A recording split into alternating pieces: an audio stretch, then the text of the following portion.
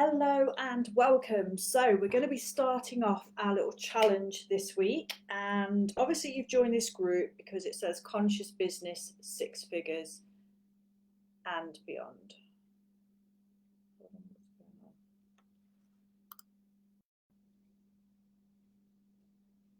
For some reason this dashboard just brought a load of things up. I thought it cut the video off, but it didn't. So I carry on talking. Don't know why you start a live video and then it suddenly gives you, it gave me a thing of jazz up your dashboard. Okay, I don't wish to do that right now. So sorry about that. Before we dive into what the first day's little kind of challenge is, I want to give you a little bit of backstory so it kind of makes sense. And I'm going to use my little trusty sort of belt ranking thing there to help. So when you join the group, most people feel like, you know, they want to make a difference, they want to make an impact, and they want to do something positive in the world. But too often, particularly with heart-centered businesses, spiritual-based businesses, people where, you know, they feel like they've got a gift or they want to help people, there's often this kind of difficult balancing act between the financial aspect of it.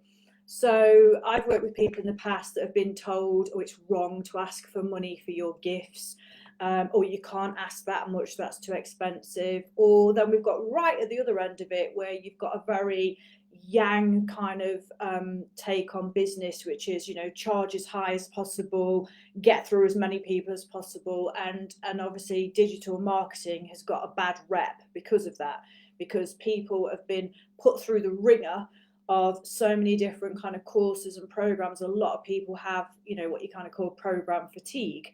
So I want to address those points before we kind of get into what we do in terms of the Bushido Entrepreneur Challenge and the bits that I'm going to take you through the whole thing in here.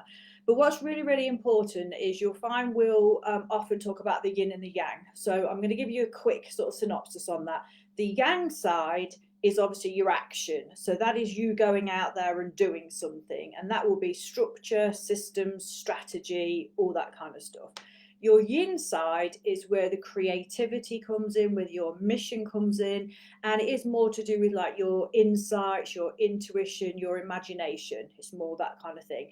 The whole thing needs to blend. It really needs to blend together in a really harmonized way.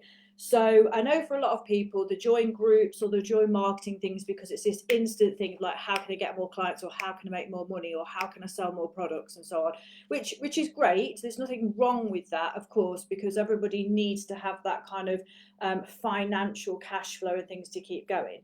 However, the problem with it is when people use certain terminologies like, I have to get this done, I have to make this, I need to close people, I need to hit this number, and so on and so forth. And that was taught to me many, many years ago when I ran my other dojo. It was taught to me in terms of analysis paralysis, in terms of the numbers, the figures, the spreadsheets, the kind of marketing side of you know, really what you kind of want to achieve. So the key thing here is we want to take a step back, and we need to take a step within, because it all starts with our intent. And it all starts, you'll hear me talk all the time about missions, and I'll probably sound pretty mission obsessed because I am. And the reason I am is because when we are really, really acutely focused on what our mission is, and when we have consummate clarity on it and an intent set on it, and then we are aligned with it, and then our frequency and vibration emits from this special place, then you'll find a lot of other things fall into place. Because what doesn't happen is if we chase after things or we want things, they often don't come about. And you often get people who maybe are in fear of something, which could be, I'm in fear of this not working out, I'm in fear of looking stupid or whatever. And then we could have the other way where people could be, actually, I'm a bit in fear that if this does work out, how much work is this going to be? Can I cope with it? How much is this going to cost me? So fear can come in many, many different shapes and forms. And why this is really relevant to when we set out is because whilst the goal, I would say at minimum, we want to be shooting for six figures. And I'll tell you for the simple reason, we talk a lot about missions and making the most impact you possibly can make. But I'd like to meet somebody, and I know people are going to start saying Mother Teresa, Gandhi, Nelson Mandela. I know some names can be thrown at me, but I'm going to say in modern day business who could actually impact a lot of people without any money at all. So meaning, let's just say like we're completely homeless and we can't eat and we can't look after our family and we can't do anything, and therefore we can't impact people in the way. Now, for sure, there's videos that go viral. For sure, there's people that go get crowdfunding and all these different other options. And I'm not saying nothing is impossible, because anything is possible. However, if we're looking at the framework of creating a conscious business and we're doing that with a set intent, we are not saying no to any infinite possibilities coming into us, but we are being in the conscious driving seat of going, okay, I am going to participate on the journey. Now, for me, there's kind of three pivotal core parts to it: conscious living, conscious leadership, conscious business. Conscious business is the external representation of the inner work of your leadership to self and others, and also the way you live, the way you hold yourself, and the code, which is why this first rung for us is called the Bushido Entrepreneur. Obviously, from a martial arts perspective, Bushido, the way of the warrior, has lots of different connotations for many different people, but one in particular, for me, anyway, one of my favorite ones, is this kind of samurai idea of mini death. And what that basically means is it's in the warrior's best interest to be at their highest possible mental, physical, spiritual, emotional game, if you like, so that on a new dawn and a new day, you can wake up and you're not going to bring that baggage with you. Because a lot of times entrepreneurs will get battle weary and things will happen over the decades, and for some people that baggage gets more and more and more, so they have to spend more time in the inner work to shake all these things off, to be able to create something really magical on the external. So when we look at today's topic, it's going to be about your story. And the reason why I'm going to go into your story first, before we get into the message, before we get to the mission, before we get to the money, before we get to any of that kind of good stuff, is because remember that this mission has been given to you because you have had a particular life. You've had a particular journey and a particular set of, experiences and life events that create you to be you right now. And I feel really passionately that where missions are concerned, we are each individually given something because of that fact. It isn't because you just wake up suddenly one day and go, okay, I want to be a brain surgeon, when biology was your worst class at school and you absolutely hate blood and all the rest of it. That's not going to happen. Now, that's not to say, obviously, I know we've all watched programs, and I'm going to have to give the funny analogy of, we've all watched programs where people want to be a singer and then they go on these programs and they're actually really tone deaf and really bad singers. So occasionally that could happen, but not really, because that's not really a mission. That's just more really a want and a desire. And at the same time, even the worst singer in the world can go and get singing lessons, and they could work for years and years and years and years and years to get good. There's no reason why they can't. But a mission is slightly different. A mission is more coming from the point where you actually are, and I kind of wrote this before, magnetically pulled. You can't help yourself. And I have said this on a previous video, somebody could give you $10 million tomorrow, but you'd still do it. It's not about the money, but money is flow. Money is cash flow, and the cash flow is required in order to be able to sustain yourself, your family, and the mission. It's also really needed in terms of making that maximum impact. Now, okay, social media is free. You can do a lot of things that are organic, which are free, which is awesome, which is great. But exponentially, depending on what your mission is and who you want to help and impact and so on and so forth, money will come into it. Money comes into it for systems and all the rest of it. So what I want to dive into right now is, in terms of your story, is kind of some points. Now, every video I'm going to do this week, there will be like a PDF kind of like homework sheet So if you do want that, at the end of it, I'll tell you what to do to get it, because I don't want to make this too easy for you, in the sense that you know, I'm going to give you all the stuff and give you everything, and because I want you to kind of make an effort. Because the problem is, you can be taught anything, but doing it and embodying it are two different things. We talk about this all the time inside the dojo, in the sense of, we are at such an amazing part in history that information wise, we have got the whole wide world at our fingertips. We're incredibly blessed and lucky to learn anything at any time of the day, the night, you know, wherever you are. It's incredible. However, we've all probably been on courses or been on classes and done this and done that and done the other, and started off with the very best of intentions, but maybe we've not followed through to the end. Maybe we haven't really done the action steps. Maybe we didn't really, you know, fully immerse with it. So one of the reasons why this whole challenge is geared around the Bushido part of you know, the way I've kind of married together Bushido and entrepreneurship, is because to be a really successful entrepreneur, there is a lot of grit in there. There is going to be a lot of difficulties and trials and tribulations along the road. There's just, you just can't help that.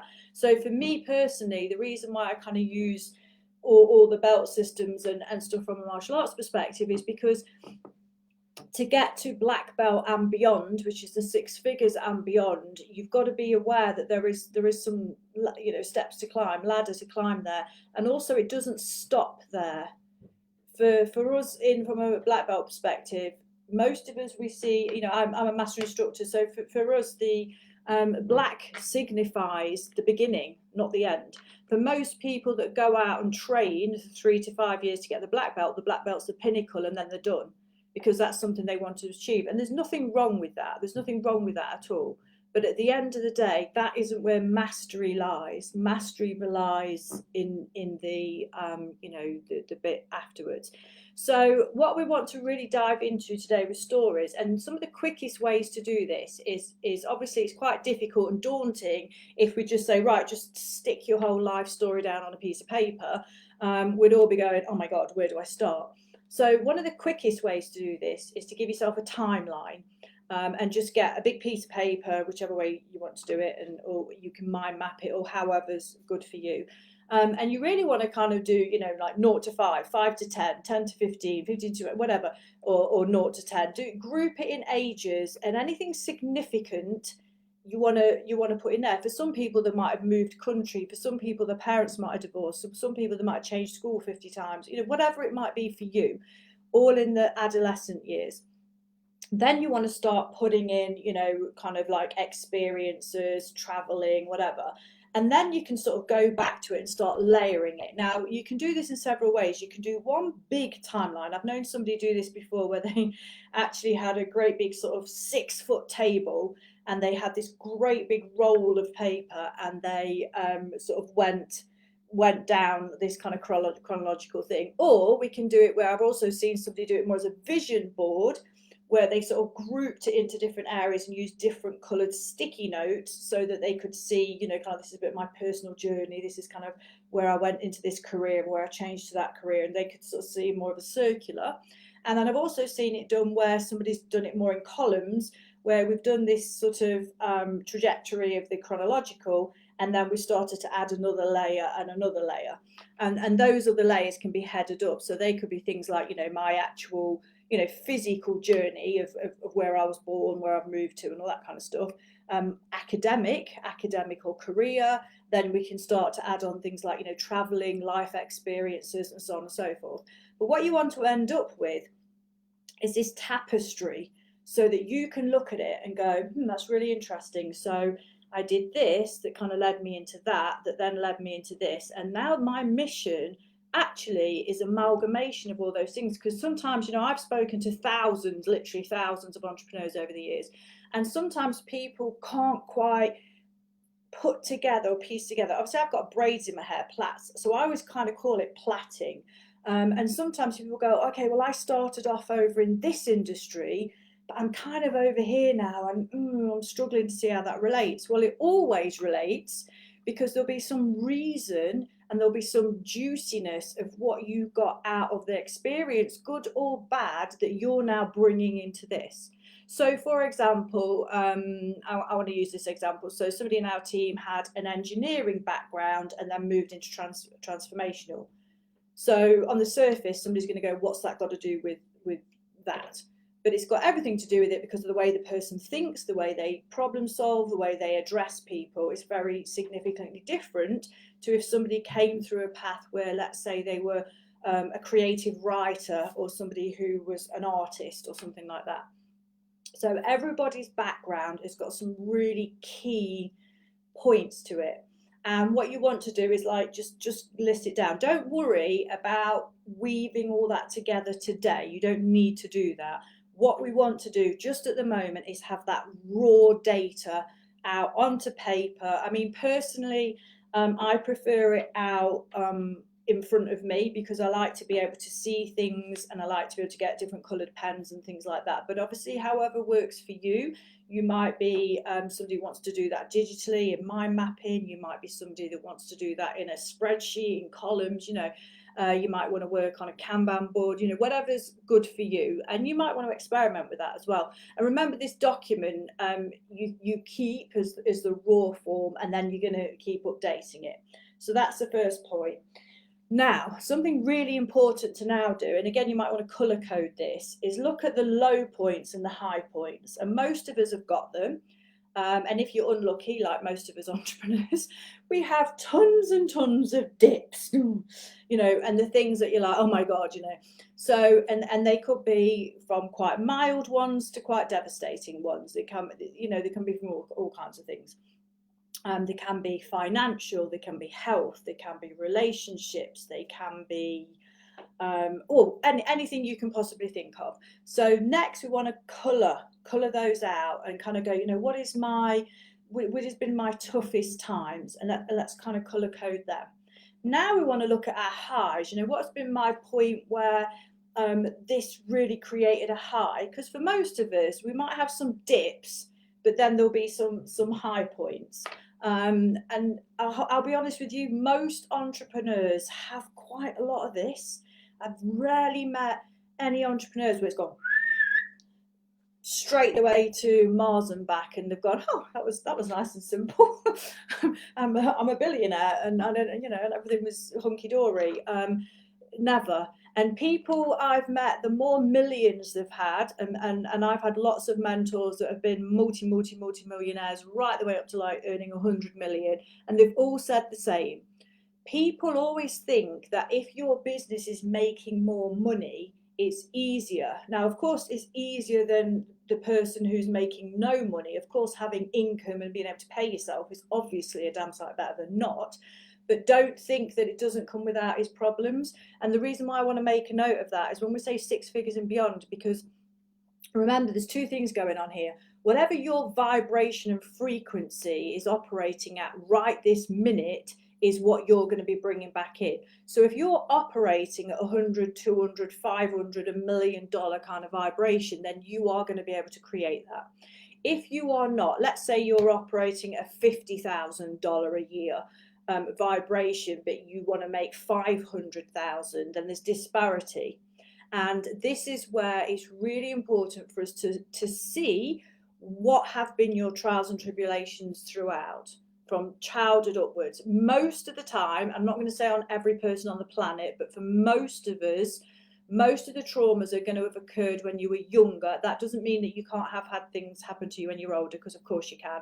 But for a lot of people, things that get stuck with them from childhood are still affecting them today, even if they're not aware of it. Because a lot of the times mentally we've gone, okay, well, I've dealt with that, I understand that, that's fine, that's part of my past.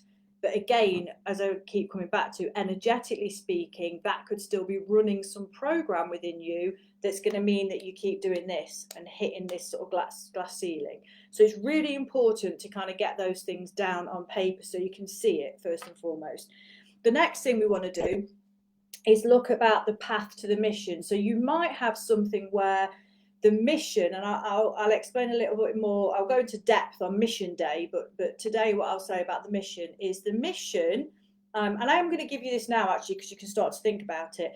A message and a mission are the same but different. So what I mean by that is, a mission is something like your emotional desire and aspiration. So you're thinking, for whilst there's breath left in my body, I really want to help people with this. I really want to help end that. I really want to help kids with this. I really want to help whatever it might be. And you'll have something inside of you. Now, if anybody's ever seen any of my personal posts, you'll know that by default, my first mission, if you like, when I was a kid, was animal activism. I'm a vegan. I am a massive animal rights person. Animal rights, when I was a kid, took me into planetary stuff, and I got interested in the planet. That then took me into the human side and got me looking at indigenous people and, you know, children and so on. So that collective is all about consciousness. So for me, very, very early on, I knew that I was here on the planet because I was really passionate about those topics. It wasn't until much, much, much later and through entrepreneurialism that then my mission came together, where I thought, oh my God, I really, really, really want to help people with conscious business mastery, because if people are super empowered and understand these core principles, and like Bushido's a code, if you understand the keys and the components, then you can go out and you can smash it to whatever level you want to take it to.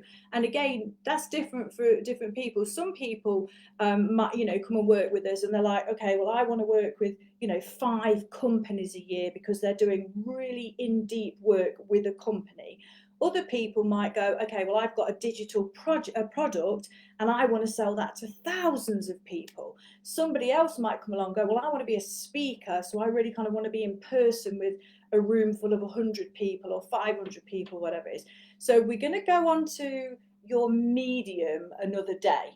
So don't worry about that right now. That bit's irrelevant, because what you just need to be aware of this second is, whatever you feel your calling is, all that stuff's going to come into place, and it will fall into place once I go through those steps with you. So you don't need to worry about that in a minute. So your mission, what we'll do on mission day is we're going to craft something, but I'm going to leave you with this piece first, because I want you to start to think about, once you've created the steps of your journey, I want you to be thinking about your big why. Your big why fuels your mission. So it's like, why are you so bothered about that thing? Because people could say to me, okay, so why for decade after decade after decade after decade are you still so impassioned about, you know, humanitarian, animal rights, planetary? Why have you not just, you know, given that up or whatever by now? And the simple reason is, you just can't. It's in your blood. So there's a reason for that. And what my concern is, on this planet at this time, there is too many people with some kind of burning desire inside of them that are trapped because they don't quite know how to do it. And they've been on this marketing course and they've done this and they've done that and done the other. And they still don't quite get all the pieces, so they can't put it together. And it is a jigsaw puzzle. Everybody's puzzle will end up being a unique picture to you. However, there is certain little pieces that follow a little pattern that are what I call the core essentials. So if you see any of our posts where we write conscious business core essentials, that's really what I'm saying. It's about those core pieces, because they will be relevant to each of us, but they'll be personalized to each of us as well, which is why no conscious business ever looks the same. We can all kind of, you know, have a conversation and people can, you know, support each other, but every single offering will be completely different. So your big why. Now, some of you might have already done this exercise because it's quite a personal development, common kind of one, but it's the thing called a 7-depth why. So you want to say to yourself, or you can either get somebody else to ask you this question, or just keep asking yourself and writing it down or recording it if you want to speak it.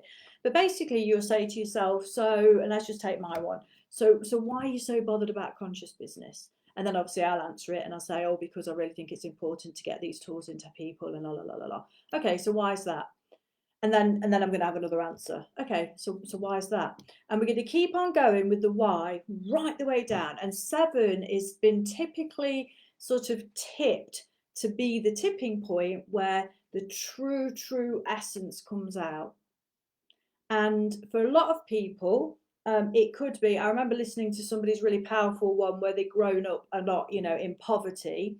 And so they really wanted to be financially successful, because when the top ones were like, I want to help people, I want to see people succeed, I want to look after my family, all these brilliant things, they're all fantastic and they're all fine. But when it get right the way down to the core, the person said, because I don't ever want to go back to that.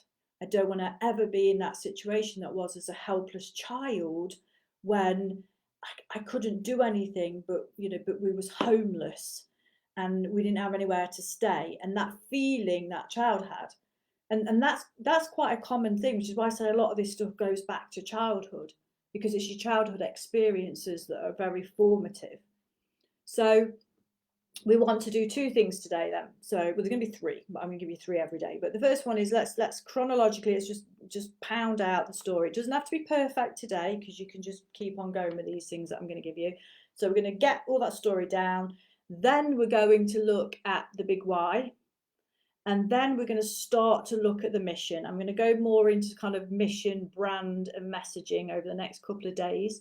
But remember, the 2 differences between the mission is more the thing that's to you. And then we're going to find a way of then communicating that to somebody else. Because if I sit here and go, oh, my mission is da da da da da da, and I've got this big long thing, people just glaze over and they're like, yeah, what? If I just say the mission is conscious business mastery, even if people don't know what consciousness is or conscious, they know what business is and they know what mastery is, so they can go, oh, okay, so it's something to do with business. At least it's identifiable. But the great big paragraph is not going to be relevant in the first second. Your message is more the thing that you'll use to convey what it is that you do and how you help people. So that's why I said the 2 different things, because if you think about businesses where they used to have like mission and vision statements, it's a similar kind of idea. But missions for conscious driven entrepreneurs are not the same as a corporate mission statement, for sure. So we want to look at kind of what the mission is. So let's get your big why sorted, and let's look at your story, and then let's have a look at thinking about some words. And all I would say for today is just brainstorm a bunch of words. So it might be something like, so if I was going to do mine, I might put something like, okay, want to make a difference, want to make a lot of impact, want to really transform the planet, want to help more people, want to have people more financially free, freedom. I want to, all these different things. You can just pile down a bunch of words. It could be values and beliefs and all these different things, and you're just going to pile them down on a piece of paper. And then eventually we're going to kind of really bring that in, so that the mission is really succinct. And once we have that, then we're going to go expand out into the brand and the messaging. So I'm going to do more on that tomorrow. But hopefully today that's giving you a starting point. Now, it doesn't matter if you're already making 100, 200 grand. I don't really care how much you're making or not at the moment. Even millionaire, multi-millionaire businesses have often had to go back to these core essentials, because sometimes some people have got lucky, I'm going to say, in the sense that they've got an idea, they've got a program, and they've hit a really sweet spot in marketing where, let's just say weight loss, where they hit a particular group of people that want to lose weight or whatever, and they have a really good ad and it goes to a good funnel and they just go boom, and that takes over, and they suddenly, before they know it, they've made 200 grand or whatever, and that's awesome. But then they sat there going, oh, I'm not really sure what it is that I'm supposed to be doing next. So this is why all these fundamentals, because when we look at a conscious business, it's got to have the foundation set, it's got to have the aspirational path, and it's got to be able to have that growth and scalability should you want it. Not everybody wants it, because for some people they might go, I want to hit this, and when I hit this I'll be happy. So I used to work with a guy who said to me, right, okay, as soon as we've got this to 250, I'm done. I don't want to go beyond 250 because it's going to mean more team members, more this, more that, more the other. And he had some experience in what he wanted and didn't wanted. So the whole strategy was just around 250k. A year. So that's obviously different for everybody, and more on that kind of another day. Anyway, so I've gone on for about sort of half an hour today. So hopefully that's some help. If you've got any questions, please drop them in the bottom. If anybody would like some sort of worksheet to go within that, I'm going to do a little competition thing where every day we're going to choose an animal and it's find a GIF for the animal. I'm going to start with cats because curious, and obviously not curiosity killed the cat, don't like that, but let's just say curious cats. So if anybody wants the little PDF to go with this to give them some action points and a way to follow on, just put a little GIF of a cat in the thing below. If there's anything that I've said that doesn't make sense, I've gone through it too quickly, or you want me to go back over or anything like that, then just leave a point. If at any point during this season series, I was going to say season, it's quite a TV show, this series, Joshua is busy sort of saying hi to everybody in the group at the minute. If you ever want some personal support, just DM us, messages, or you can send an email in joshua@thequantumdojo.com, and you can send questions into there. And if you ever feel like you need some help and support on this in terms of like our Bushido Entrepreneur Challenge, again, just give us a shout. There is not going to be ever any kind of sales pitch on that, and countdown timers, I was trying to say, and clocks when any of that jazz. We run our things all year round. It's just how it is, so we don't do that. So at any point in time where you feel like actually I could really use some help and support with this, then just give us a shout and we'll be happy to. We usually just do like a 30-minute high call. We make sure that the calls are just a little experiment. We just want to say hello. It's just a conscious conversation. We're just not really into, you'll see that at the end of this week when we come to offering and sharing and offering. You'll see that we have a very different sort of system for that, and we don't try and armbar people on calls into doing things they don't want to do. So yeah, so the offer's always open. If you want any help or support, just give us a shout. So lovely to see you all today. If you've got any comments or anything, just give us a shout, and I'll be back tomorrow with the next instalment. Okay, thank you. Take care. Bye bye.